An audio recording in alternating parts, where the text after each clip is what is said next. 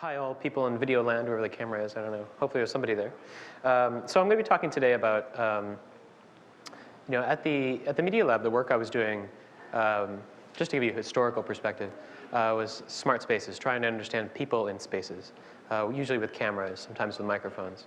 And this work, in some ways, carries that on in just opening the boundaries up and trying to think about building scale projects. So how do people use buildings? How do they move around in buildings? What are the patterns? What can we learn from those patterns? What can we do with them? And since it's really, from personal experience, it's really difficult to build camera networks that cover an entire building. It's just an engineering nightmare. And it's not terribly good from sort of a privacy perspective. People don't like to live under ubiquitous cameras. So we moved to sort of sensor networks. And so I'll explain what that means. Sensor networks is kind of a buzzword these days, but I have a particular kind of network in mind, and I'll talk about that. This talk is actually going to be about a sort of the umbrella project. There's a lot of little sub-projects, but that's why there's so many names here, because there's a lot of people, a lot of smart people contributing to the work that I'm going to show. Many of them interns, some outside people, like Carson is at University of Tokyo, and then many people at MERL. Yuri is doing a lot of the analysis kind of work and the interface work. Darren and Jonathan are really helping out on the hardware side of things. So buildings. So buildings are dumb right now, most of them. I mean, it's a nice time to be alive because buildings are starting to become more interactive, more aware. But currently, they're pretty dumb. So the question is, how do we make them smarter? And I'm just going to start up with a really sort of warm-up example. So when we renovated a space a couple years ago at MERL, the building codes required us to put in these little sensors. And this is just a motion sensor. And the only purpose of this motion sensor is to turn the lights off when you're not there. So it's an energy-saving thing. It's now mandated by building codes, at least where we are. And within a week or two, everybody had them disabled. There was a mail that went around and told you how to climb up and tweak the little knobs so that they would basically stop doing what they did. And that's because they were incredibly annoying. And so the question is why? Why are they annoying? And everybody knows why. If you happen to have been in a building where there's a motion-activated light in the bathroom or whatever, everybody knows that story. So what happens is you have one sensor in the office, and you get some readings over time, and then the readings stop. And now the system has to make a decision. The system has to decide, well, are they there or not? So I have the light on. Maybe I leave the light on for a while, waiting for them to move again. Then I turn it off. And that's what I'm supposed to do. I'm supposed to turn the light off. And so, I was talking on the phone, or I was reading, sitting still, light goes off, waving my hands, it's really annoying. So that's why everybody disabled them. So the core message, I think, in this talk is this problem. And so the question is, if we just had two sensors, if we had a sensor in the office and a sensor out in the hallway, for example, then you see this kind of trace where you see motion in the office, and then this motion stops, and you see motion start out in the hallway. Then you can start doing some real reasoning and say, well, I'm pretty sure I just saw the guy leave, right? Because if you leave someplace, you have to move. So I should be looking for that motion. I should be understanding it. And similarly, if I see motion in the office, if I never see you outside the hallway, then you must not have left. And so I should leave the light on. Now, that's really simple. And that's sort of the simplest version of what I'm going to be talking about. But that's the gist of it. That's one takeaway message, that's the idea. So the context, it's basically about context. So why am I doing this? So I work for Mitsubishi Electric Research Laboratories, and Mitsubishi Electric makes first order anything that has electricity in it. So there's a lot of opportunities to try to connect.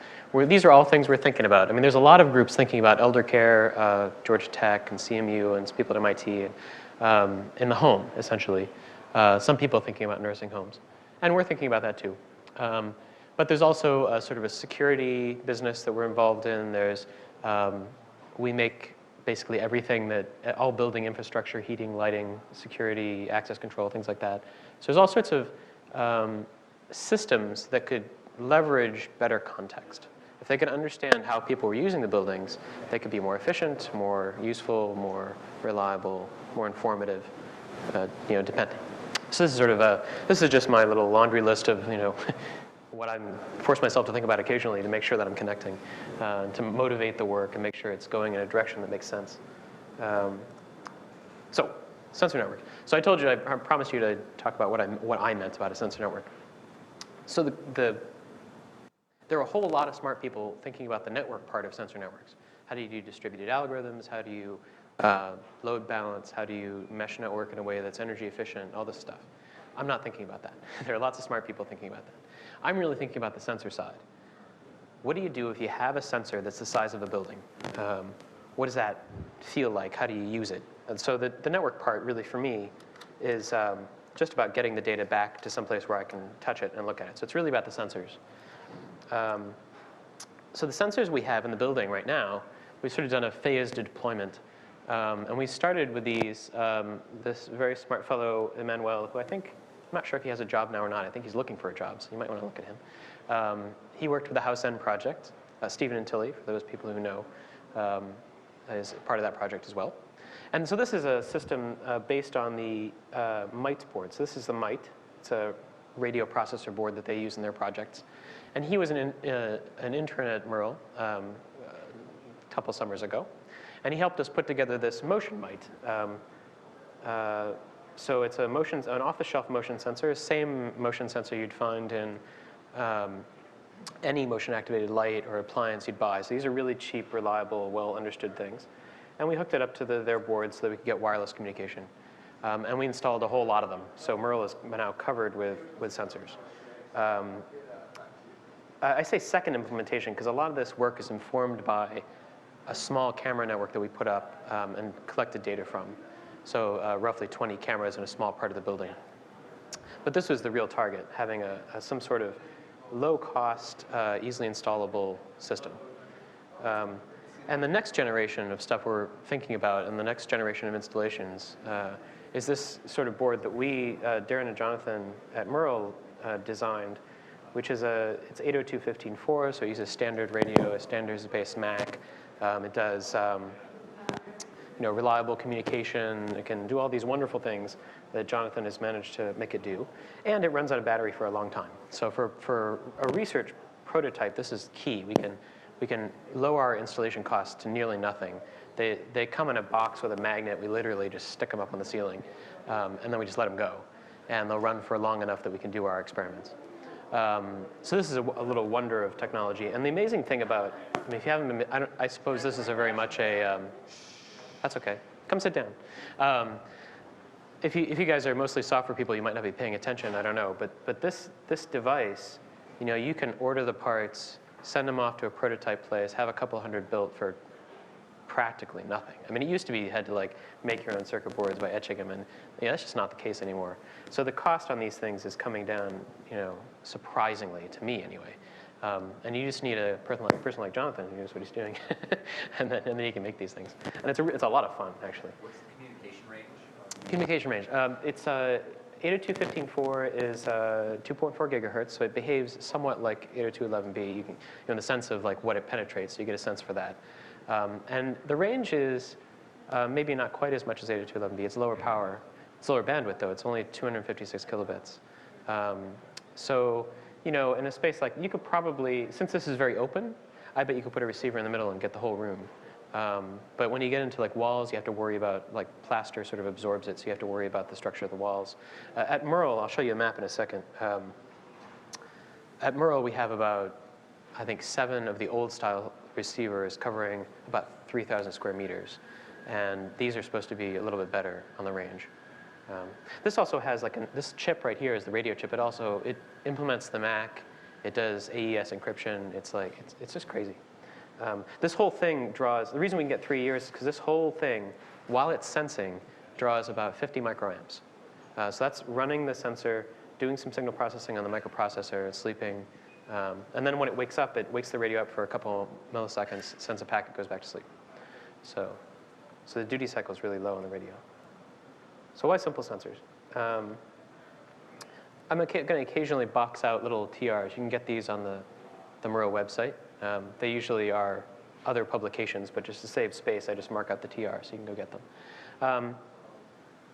So why simple sensors? So there's a sort of a subversive aspect to this work, which is if you read the literature about this kind of stuff, typically what you see are people doing camera networks, because that's what they know. A lot of the people coming into this field, like me, have a vision background. Those are the sensors they know. There's this desire not to throw information away. So you collect as much information as possible, you reason about it, you get some nice results. Fantastic. And I certainly started that way. But what I realized was that the price of cameras is dropping drastically. And the willingness to spend money on surveillance is rocketing up drastically. And pretty soon these two things are going to cross. And it's become perfectly reasonable, for some definition of reasonable, to slap cameras up everywhere. And you can certainly do some really cool stuff that way. The question is whether you want to. So the subversive aspect of this work is to try to create a knowledge base that says you can do a lot of the things that you can justify wanting to do, like better heating, more efficient whatever, better elevators, even security applications. You can do by having a dense network of really simple sensors and maybe a sparse network of other kinds of sensors, RFID or whatever. And the idea is to economically undercut that future of cameras everywhere. So we did some actually, that's sort of my hand-wavy explanation. Carson Reynolds is a fantastic writer and a fantastic thinker about ethical issues. He worked with Rosalind Picard on affective computing, so he was thinking about the ethics of affective computing. This is this idea that your computer is going to sense your emotional state. Well, that's the wrong word, but in a 2-second presentation, I'll use that one. So you can imagine there are some ethical issues there. And Carson did his doctoral work thinking about those issues. So I leveraged that work, and we got him to help us think about this work. And so his tool is called dimensional metaethics, and I'll I'll undersell the work by calling it sort of ethics an engineer could love. It's sort of you take derivatives in ethical space and think about how systems change as their context changes, and you do it in a very dimension by dimension way. So it was a nice way to think about this, and I'll sort of walk you through this real quick. But there's basically what the slide says is that there's economic reasons to use the sensors, but that's not it. There's also an ethical reason to think about using these sensors. And it comes down to cameras basically provide a greater potential for abuse. If I'm collecting video of you and I can index into it, then I can find video that has nothing to do with my original intention of installing the cameras, but could be damaging. So the dimensional metaethics sort of framework, you come up with dimensions along which the system might change. Like, what's the context? Who's controlling the system? What is the system collecting, for example? Motion versus video, say. Who's controlling it? Is it your boss or your spouse or just random people on the street? Who has access to it? Those kinds of things. And so what typically happens in these systems is engineers like us, we think of cool things to do, and we do them. And we're thinking of an ideal environment, a utopia, where everybody's going the same direction, thinking the same things, and cooperating. And often, things like this, well, it doesn't make such a big deal. Okay, so we collected video, nobody's going to abuse it, it's okay, fine. But if you sort of shift over to the dystopian world and think about, well, what's the worst possible case, say? If you have cameras, that's actually sort of submissible in court and contains a lot of other sorts of information that wasn't really necessary, that could be damaging. It's very hard to give people feedback. People do these papers where they talk about showing people the video from cameras, but if you have 100 cameras, you're not going to put up 100 monitors. And does it really mean anything? So I think what we came down to, we did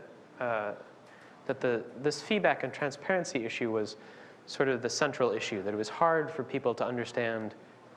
If you see an optical glass, there could be video being taken, and you don't know where it's going, because you don't necessarily know the people controlling the building. You don't know whether you should trust them. If you see, so optical glass, I guess. But if you see, where's that picture? If you see this sort of dome, the infrared motion sensors look through this sort of fogged plastic. I think people are savvy enough to know, even just everybody on the street, every man, is savvy enough to know that that's not a camera. You can't see through that. We're used to seeing eyes, and we know what clear means. We know what video is. And so you can immediately know that there's immediate feedback that says, I'm not going to be able to tell that you're picking your nose through that device. It's just not going to happen. I can't tell that you're naked through that device. That's why people put these kinds of things in bathrooms when they want to have motion-activated lights in their bathrooms, because people know that you're not going to see anything through that. So that's the sort of immediate feedback, the sort of transparency that we're looking for, that people can feel comfortable living under these because they know there's an upper bound on what they're going to lose by being viewed. And this was a survey we did on the web, actually. Welcome to 2006, whatever. We published it on Craigslist and did a web-based survey. And so this is not quite scientific, but we got an overwhelming preference. What we were asking people was, well, if we were going to have this this kind of system that would help you, make your workplace more efficient, would you rather it be cameras or motion detectors? Well, okay, sort of looking under the light post. But what we were trying to measure here was whether the everyman was sophisticated enough to understand this difference. And this is some indication as a preliminary study that they are. So that's good. So that's the why. That's sort of 2 takes on the why. So let me talk just real quick about the how. How did we build it? And this is research prototypes. We're working with the company to try to think about what the real thing would look like. But this is what we came up with for gathering data for research purposes. And I've never built anything, like I'm a software guy, I'm a computer vision guy as introduced. I've never built anything on the scale of 500 things. So it was a real treat for me to do this. So these things were the boxes. So you have to think about this, like what's the enclosure going to look like? What kind of, oh my gosh, 11:25 already. You have to think about this. It's a hard problem. You're going to drill holes in plastic. That's really expensive. So we actually printed these. Hopefully I have the video. If you guys don't have a rapid prototype or haven't played with it, it's a lot of fun. So this is a little thing. It prints plastic, essentially. And so we print these things up. And this actually ends up being cheaper than injection molding if you're in the 500 range. You have to get up to because you have to make the molds, you have to get to thousands before injection molding makes sense. So we printed these all, and then you have to get them up on the ceiling somehow. So I actually learned how to use these stilts to put them up. So why? So if you can imagine moving a ladder and climbing up it 500 times, that's why. So this is what they look like on the ceiling. That's me just installing it on the ceiling. So this is what you get. In fact, let me jump over to the live version of that. No?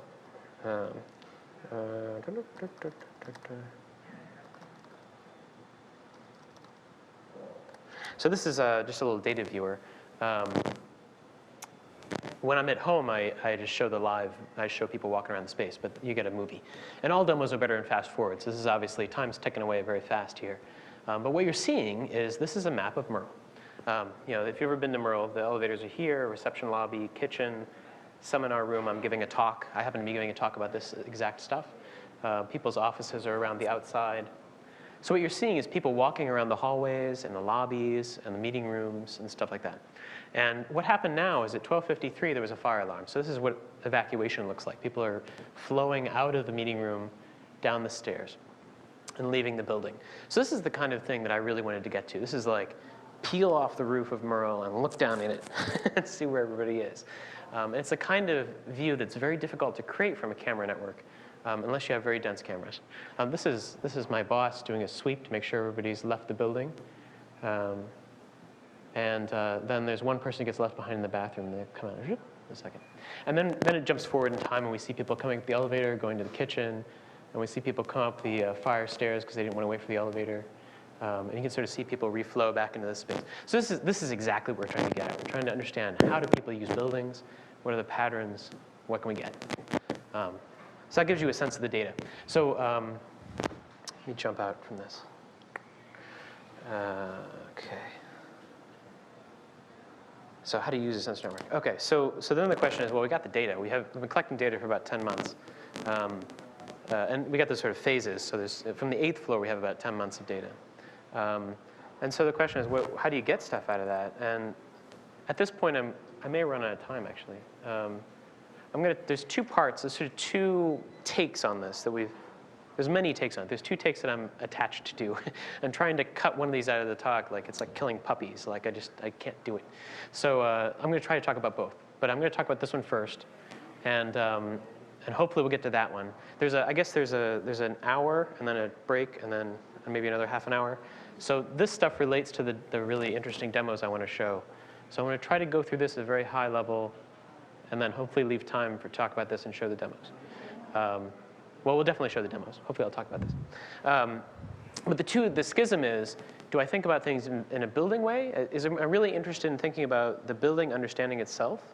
Or am I really interested in people? And there's different applications. This kind of stuff is for, how do I tune the heating system? How do I predict elevators? Things like that. How do I understand the structure of behavior in the building?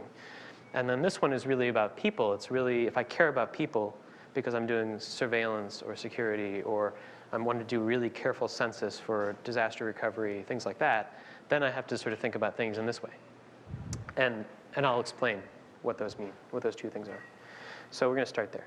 So this is actually work that I did with Emmanuel, and we published it at this location, Context Awareness.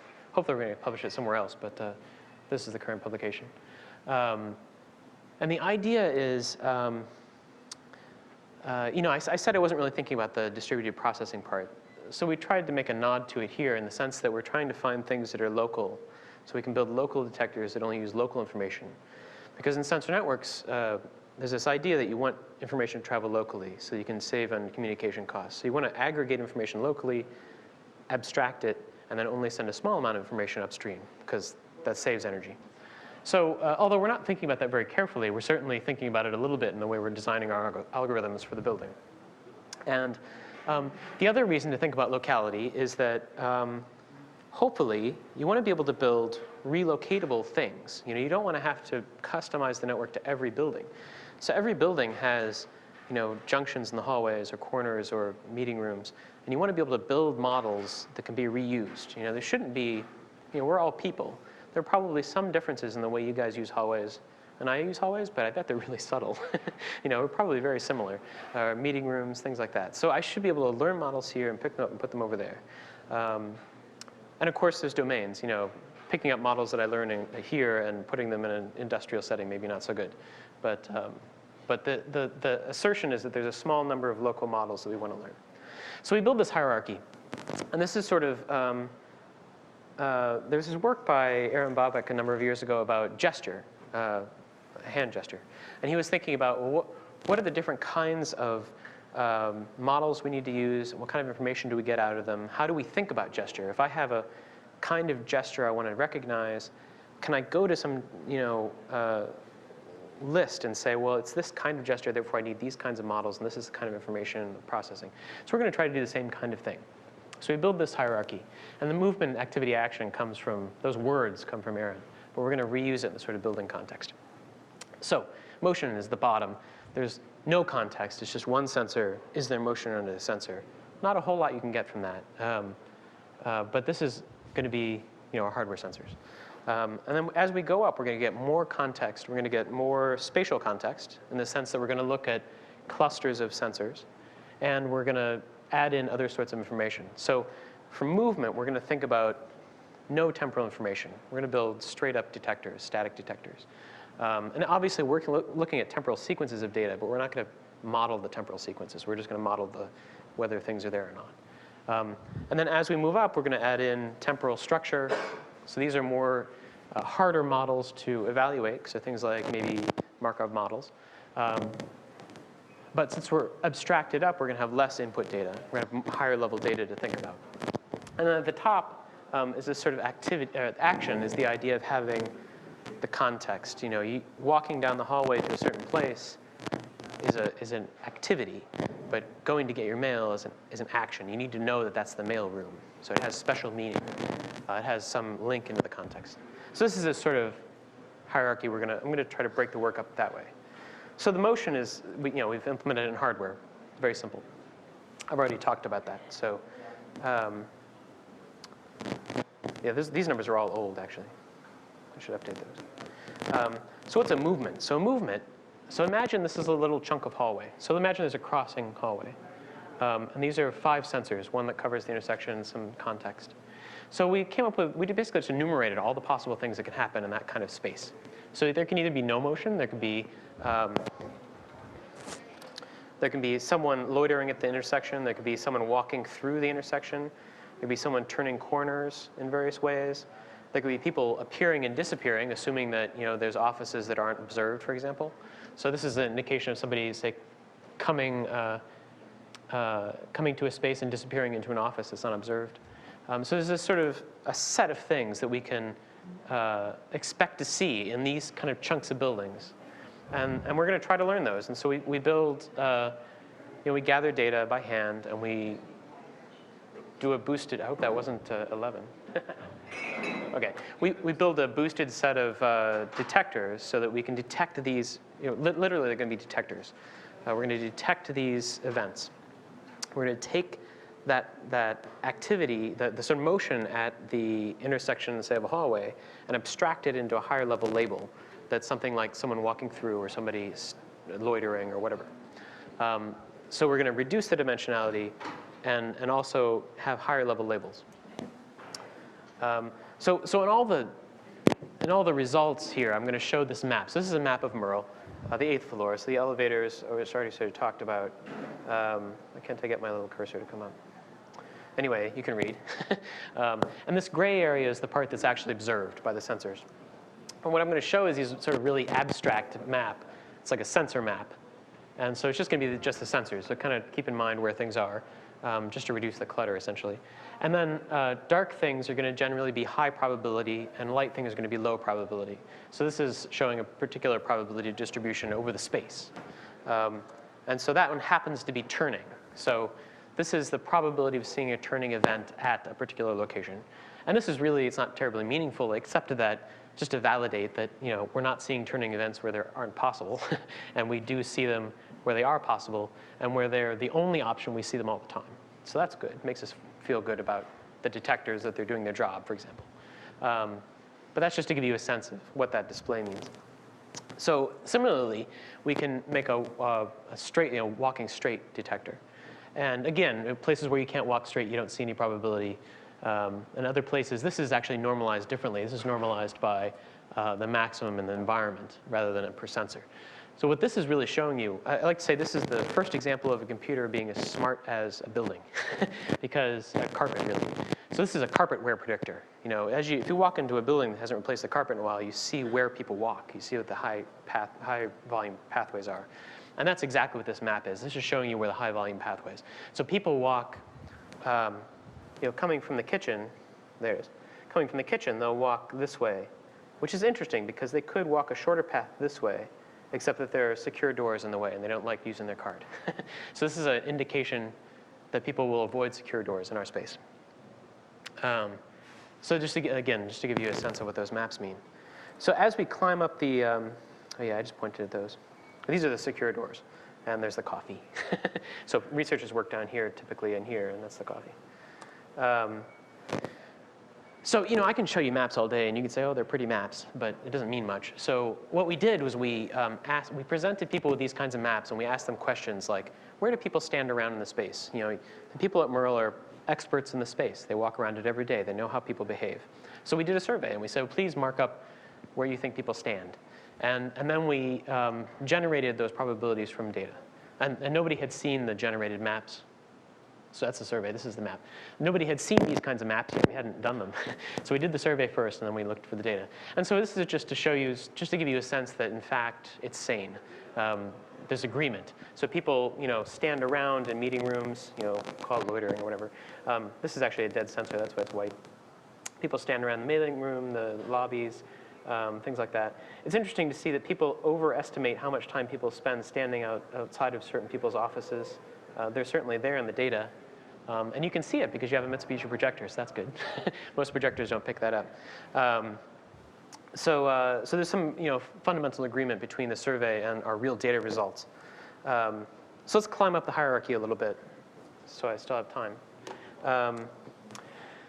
So the next level, I said we were going to take these detectors and clump them into temporal sequences. So these are models where the temporal sequence is important.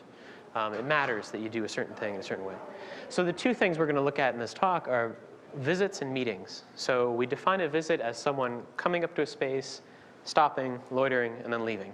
So each of those comma-separated things is a movement, a lower level thing. So these are detected symbols that represent some collection of sensor readings. And then similarly, a meeting is going to be either people exiting or entering a space over time. So maybe over 5 minutes. You know how meetings happen. It's scheduled for 10. People show up. Maybe one person shows up a minute, next minute, a couple minutes later, whatever. People aggregating. So this is something where it's important that a sequence of things happens within a certain window of time in a certain way. So let's look at those. So this, again, the survey is on the right, and the meeting is on the left. And so this is detecting meetings, finding places where meetings happen in the space. And you can see there's some disagreement. There's a sort of interesting disagreement about the kitchen. So the survey participants were generally unwilling to call the things that happened in the kitchen meetings. But the system certainly thinks they're meetings. And in fact, we'll see a difference in the next slide, too. One potential error is that elevators look like meetings.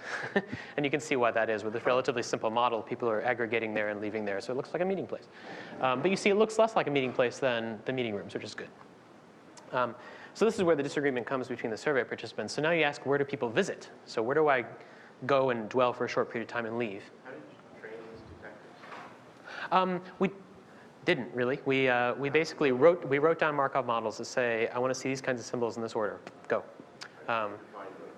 Yeah, I defined, yeah, exactly. So, but the argument is that for portability, I'm basically writing down sentences. I'm saying, in a sense, I'm saying meetings are where people enter.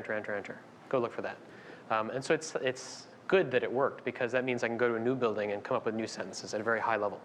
But you're right, typically you train these models. And so we have to we try to do that. And what's... The text enter, is that trained or is that... That's trained, yes. How's that trained? We literally put up cameras and annotated data. The reason we didn't annotate the meetings, for example, is even though you feel like you're having meetings all the time, they're rare enough that it was a real pain to go get the data and find it and label it. There are just not enough examples. And it turned out that it worked to just write down the sentence. So we just presuppose the transition probabilities to be some uniform thing, and that works okay. So anyway, this is where the visit thing. So people reported that they were visiting the mailroom and the kitchen, and then certain people's offices, and certainly they do that. But the system really wanted to see the kitchen as a meeting. It really refused to recognize it as a visit. And maybe this is a case where there's some subtleties between those models where if we actually learned it from data, we could pick that apart. Or maybe we need a more complicated notion of a meeting. But remember, these aren't actions. These are not contextualized. It doesn't know that that's a kitchen. So perhaps there's special models for kitchens. So the visit thing, so the action. So this is good. OK, so this is the very simplest action. So this is just to get to the top of the pyramid. And I think there's a lot more work here, but I'm going to show one simple thing. And that is that, and again, this was something that we could get ground truth for. So when we send documents to a printer, there's a log that's created, so we know exactly when that happened. And then particularly, people sometimes go pick up their printouts, presumably, if they're printing something. So what we did is we said to the system, here's a sequence. I got a graphic for that. So here's the probability of seeing a visit event in the space, based on space, right? And so most people, every day, everybody goes to the mailroom. So that's a highly visited space. It's like the most visited space in MERL. So what we're going to do is we have, what we see here is that each of these little boxes, we have a temporal sequence of visits. At a particular time, there was a visit, and there was a sequence in time. But what we have is this other sequence, right? So we have 155 sequences of visits. And then we have this one sequence of a particular printer's print queue log. And what we want to do is find the conditional probability that this place was visited sometime after this job was sent. That's all we told the system. We said, look for a 10-minute window or something. Go. And what you get is a very different. So this is, just to go back, this is the probability of seeing a visit. This is the conditional probability of seeing a visit conditioned on the print queue. And so what you see here is that you get this huge peak coming out where the true location of the printer is, which is that circle. And you can see that before, in the sort of joint probability, just the probability, you see that that space is a visited space, but not a highly visited space. It only happens sometimes, certainly much less in the mailroom, much less in the meeting rooms.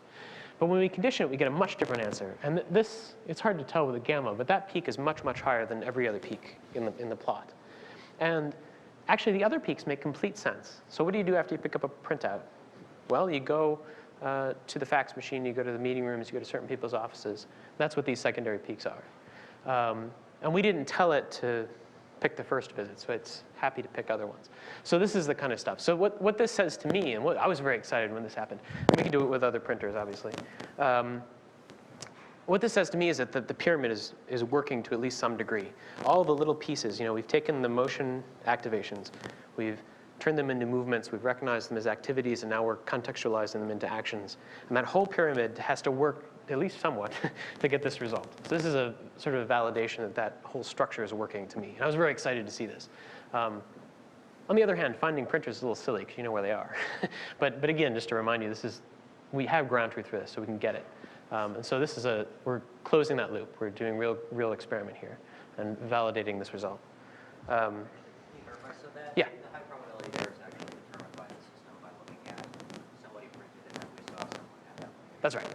So given this sequence, we have a temporal sequence of print, not just someone, but many people. I think there were maybe 100 events, 100 print queue events.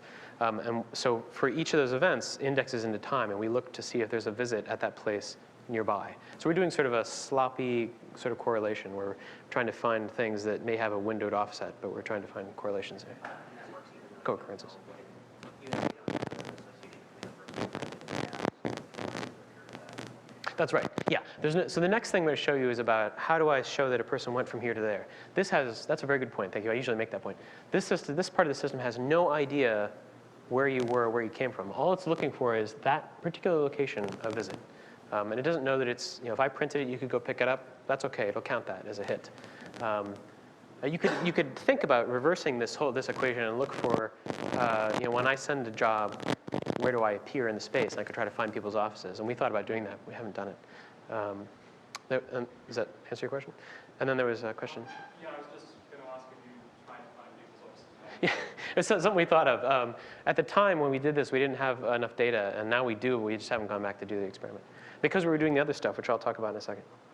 Another printer. Right. So here's the other stuff. So how are we doing on time? Doing OK. Good. All right. I feel like I'm talking super fast. But for the people at home, you can watch the video and probably slow it down somehow. It'll be good. OK, so people-centered models. So that was very space-centered, just like we just said. The system isn't thinking about tracking people in the space at all. It's only looking at these very localized detectors and trying to build stories about them. In this case, we're building stories about the people, about where could the person possibly have gone. And this part of the work really feeds back into this sort of privacy question, which is, if I'm going to claim that, that these sensors are better than cameras, I have to do two things. I have to prove that they're useful enough to actually supplant the cameras. I also have to push the boundaries hard as possible so I can say, no, this really is the upper bound. I believe this to be an upper bound on the privacy loss. And so this will eventually end in the scary demo, which shows you sort of our furthest push out into like how invasive can it be.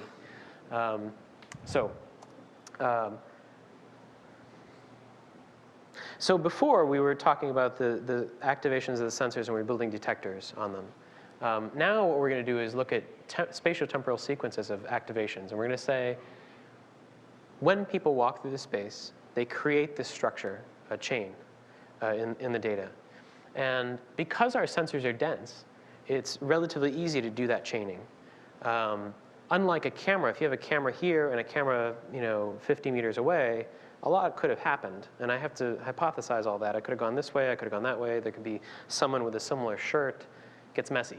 But with these sensors, they're only a couple meters apart. So if I see a chain of activations, I can be pretty sure that those chain of activations were caused by the same motivator, the same person, the same car, whatever it is. So what we're going to do is we're going to say, if we see these chains, we're going to pull them out into something called a tracklet. We're going to associate them as a thing, as an object in the database. This is all database driven. When I show you the demo, my poor laptop was running MySQL with all these chained things in it. It still works. And then we're going to go further. We're going to say, well, at the beginning of a chain, if there's no explanation for that first activation, that person must have entered the space from some unobserved part of the space. So we're going to call that a beginning. And furthermore, if there's an end of the chain which has doesn't explain anything, then we're going to call that an end. We're going to put an end on it. And then what we're going to do is we're going to reason in this space. We're going to totally ignore the observations, and we're going to think about these structures.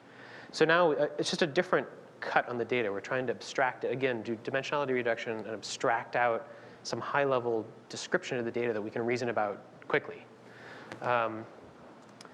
So of course, that's, this is the ideal. Somebody walks out, doesn't get near anybody else, and goes somewhere else. And we know exactly where they went.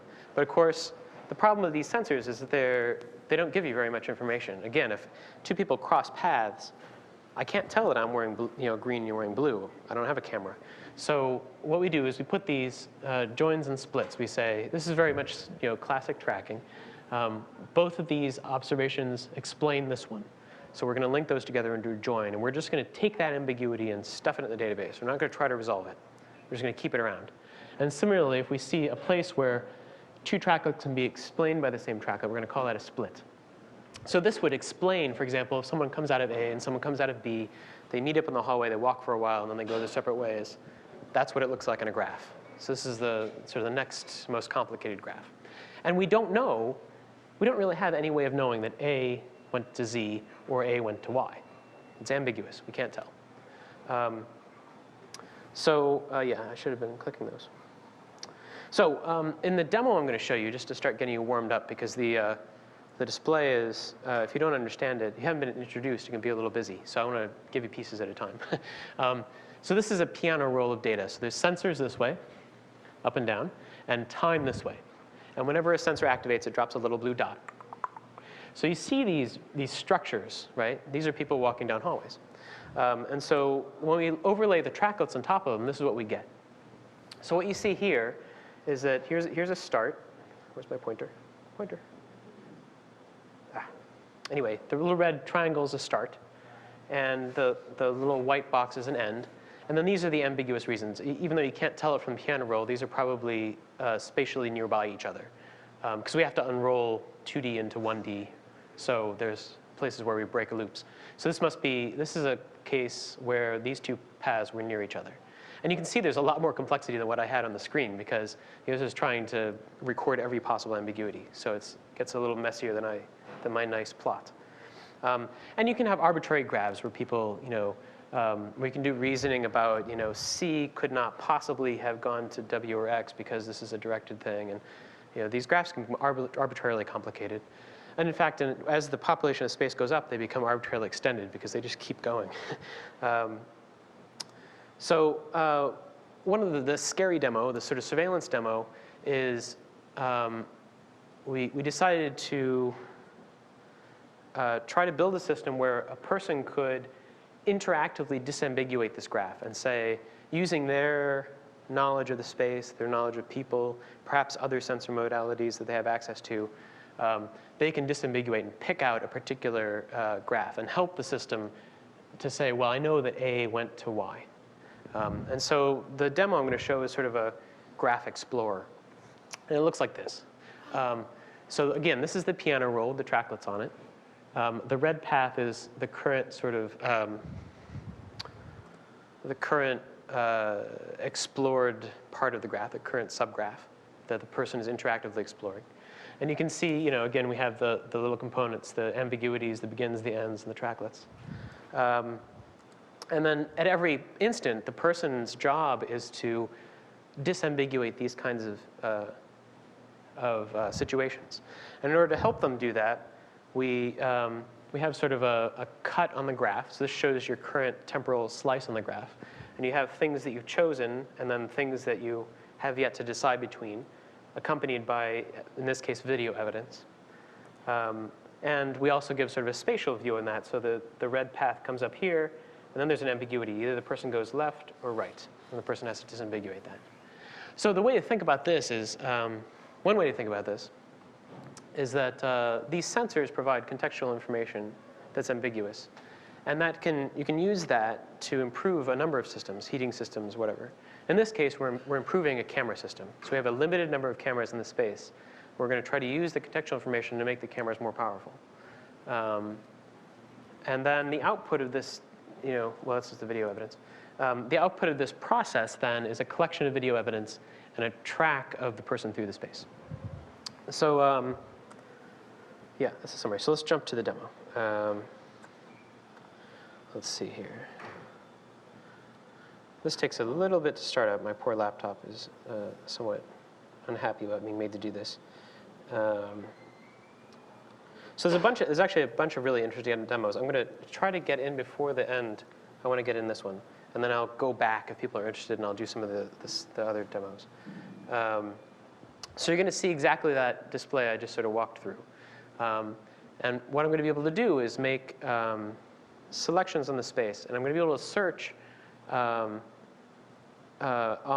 this tracklet space. I'm going to be able to say, show me where tracks started at this particular location, for example, and pull out all those graphs. And then I'm going to be able to walk a graph and show you what's going on. So I've practiced this demo because I have a limited amount of time. Also, the other reason I've practiced this demo is because it's impossible to say to people, well, we just recorded a bunch of data and we're just going to show it to everybody. They don't like that. So what we did is we found instructive examples, and then we went to those people and said, could we please show this particular video? And they kindly agreed. So that's the video you're going to get to see. And what this poor laptop is trying to do is it's running MySQL. This demo is going to come up. It's pulling a bunch of data from MySQL to build the interface. And then as I work on it, it's going to be making SQL queries into MySQL on my poor laptop. So if you ever have the advantage of seeing this demo like on a real computer, it runs much faster. And this should be any second. There we go. OK. Oh, that's just because I touched it.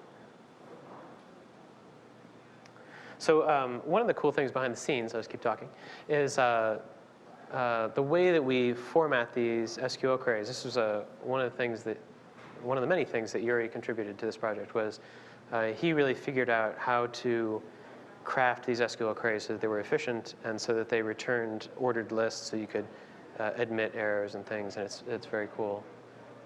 Well, I don't know why it's not starting. I should have started by now. I'm on full power. Oh dear.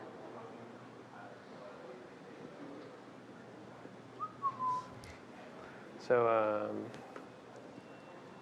let's give it a few seconds. Maybe it'll come up.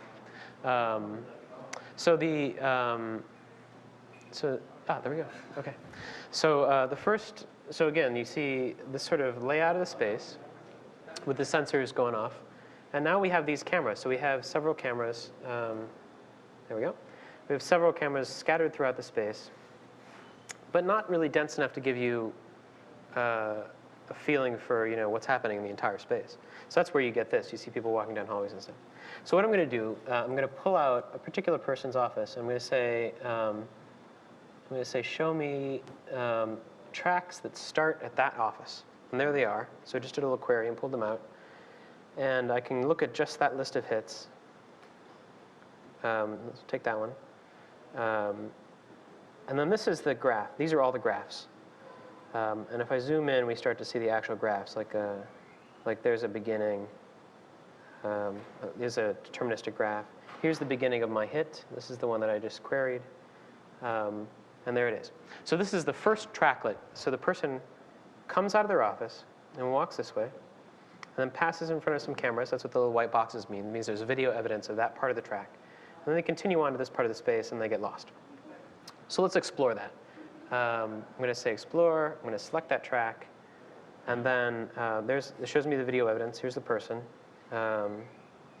Zoom out a little bit. So there's the person, right? Wearing blue. So remember that. And then there's a couple different pieces of video evidence. She walks through that space there. And then we get to this area here, and the system has gotten confused. There's some sort of ambiguity that has happened, and it's given me an orange option and a blue option. And in this case, it's relatively trivial. They're actually, really should have probably been part of the same track. So I picked blue. And now we get to something more interesting. So this is a case where there's a split. So two people cross paths. So what we can do is we look at the video evidence, and it's showing us a different camera. And we say, oh, OK, so this track is the person in the white shirt going to the right. So it must have been the other one, which was the person in the blue shirt going to the left. There she goes. And then we get, there she is again. So I'm going through this a little too fast, but basically what I'm doing is I'm walking this graph. At every ambiguity, I get a choice, and I get presented with whatever evidence there is. And that could just be the way people are moving on the map. In this case, there's a lot of cameras in this particular space, so I get lots of video evidence. In fact, there she is right there, and I can pick her. There she is. And then I say I'm done. So I walk the graph. And now I can look at, for example, I can zoom back out, and I can see this whole behavior. So I can wipe over it. She comes out of her office, stops at the printer, walks up this way, through there, comes around there, and there she is. So everything before this point, you would never have gotten with the cameras. You wouldn't have known that she stopped at the printer. You wouldn't have known where she came from. And we can just walk through all the video evidence. So this is very much, this is aimed at being a forensic security tool. It says, you don't really have to put cameras everywhere. You can put a few cameras at choke points, and then I can give you the in-betweening information. You don't have to guess. We'll have observations that tell you exactly what happened. And so this is an example of that. And many thanks to Kathy for allowing us to show that in public to everyone. So I'll jump back into this because there's other cool examples, but it's now noon. So let me just quick go back here and just wrap up for the people at home in case they sign off. Go away. So just to say what I said already 5 times, the idea is to create an awareness of what's going on in a building in a way that's economical, both in terms of money and installation cost, but also in terms of sort of privacy cost or human cost. So there's a social sort of pressure to make buildings more efficient or more useful or safer, but there's also a human cost or human desire to have privacy and still want to live in the buildings. And so this is a future we're trying to create. And it projects into lots of the things that Mitsubishi Electric is building: lights, cameras, access control, heating, elevators, all this stuff. So, so why don't we, I guess maybe the thing to do is to end there and maybe take questions and maybe do some more demos if people are still interested in here. Thank you. Yeah. So, are there more questions? Oh, I was supposed to repeat the questions. I totally forgot. Simple question. I think the motion sensor is very good for privacy because there's very limited information exposed. Mm-hmm. In the meantime, this limits its capability of constructing rich context that you may want to construct interesting applications. Mm-hmm. So do you have any comments about the capability of the motion sensor system that you can construct? Right. So that's exactly the trade-off that we're trying to figure out how exactly it balances. So the question is, if you have sort of we'll say justifiable, loaded word, but applications you can justify, like making the elevators better, or making the heating of the building more efficient, or improving the way that you interact with your coworkers to make a more rich space, things like that. Can you accomplish those with these kinds of sensors? That's the question. And you certainly can accomplish those things with cameras. So there's some point at which you have to have enough information. There's sort of a frontier. We have to get above that threshold in order to do certain applications. And the question is, where do these kinds of sensor networks fit? Are they below that threshold? Are they above it? Cameras are certainly way above it, and so that's the question we're trying to answer. And we're actively, and this is active research, we're trying to push all those boundaries to figure out how far can we push them, what can you get, what kind of applications does this enable. And I think there's clear evidence already that if you're trying to predict elevator load, I think you can easily do it with these kinds of things. If you're trying to extract sort of maybe social networks from the space that are, I think there's a spectrum of those. If I want to know who do you talk with in the hallway, I can try to get that indirectly through the graphs by saying, well, I know you tend to interact. There's high probability that you leave your office at the same time as someone else, and you tend to have ambiguous interactions in the hallways with them. Or I could have cameras, and I could see you and them, and I could record that event, right? And so almost certainly you'll get a better data from that kind of thing. The question is, can you get enough data to do what you want with the other kind of sensor? And that's what we're trying to answer. So I don't have answers. If you can go down a laundry list and say, I want to do X, Y, Z, I don't have answers to all of those because we're still working on it. But that's the answer. That's exactly the question I'm trying to get to. Yeah. So. Yes. So your last movie kind of suggests that there's some space for incorporating some priors or some information about the way Yes. that people move in a building. For instance, Right. people don't take unnecessarily convoluted paths between Right. one person's office and another. So Right. I was wondering if you had any thoughts on either incorporating some heuristic or training up some models like that. Right. So some of the older work I didn't. There's backward and forward-looking answers to that. Backward, we've already done some work, which I didn't talk about today because it's just too much, which was using the sort of less structured approach, treating the sensors as basically a bag of observations and trying to find connections. And that was really motivated by trying to predict, for example, elevator load. So knowing that someone was going to go to the elevator and understanding what's the first part of the sentence that ends, push the elevator button, right? And so that's sort of a version of your question. And we've done some work on that. The forward-looking part is, well, we could probably do a better job if we used some of these structures. And we haven't yet gotten to that with sort of future work. So we sort of touched on it, but I think there's a better answer in the future if we come back to it. Yeah. So I can try to, let me try while I'm answering questions. I tried this yesterday and I didn't have enough focus, but I'll try again. There's a much longer version of this, which is kind of fun to do. So keep asking questions and I'll try to get there if you have questions.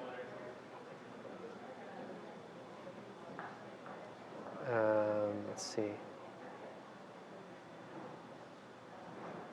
So this poor guy. So we're going to follow this poor guy. So we're going to explore that. I'm going to select that. OK, so there he is. He's got, this is Billy Urazunis, a star of stage and screen. He's got a white shirt, black pants, and a ponytail, so pay attention to that. And so he starts out a very similar sort of track, heading up into this space. We've got an ambiguity here. Again, it's sort of a trivial one. Well, no, actually, this was some interesting ones. He either turns around, goes back, or he continues on. So we could explore each of those. I happen to know he continues on, so in the interest of time, I'm just going to do that. And so, for example, here's an interesting case where the dense sensors really win. So he comes around the corner and disappears from the camera view. As far as the camera's concerned, he's gone. But because we have dense sensors, we know he's still there. In fact, somebody crosses his path, and then he comes back into view very slightly. And you'd have a really hard time trying to recognize that as Bill unless you knew. But the motion sensors, even though they can't see his ponytail or whatever, they know it's him because they didn't see him leave. They knew he was there. And so they got him. There he is. And he talks for a while. And then, let's see, keep going. We have to ask the system to sort of keep going. OK. So let's see if I can do this right.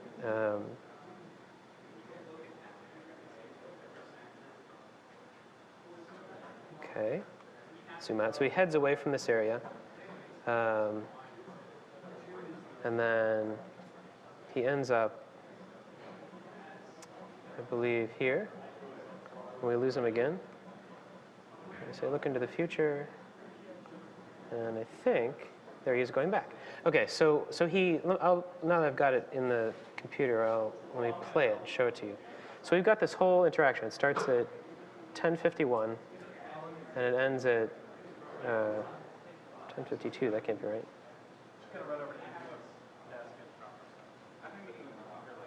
Oh, OK. Starts at 10:46, ends at 10:50 something.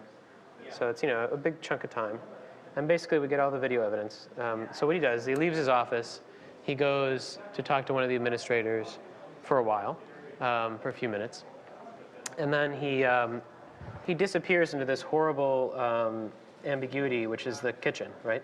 And it's a horrible ambiguity because there's many people come and go from there. But if he goes to the kitchen, he has to leave the kitchen at some point.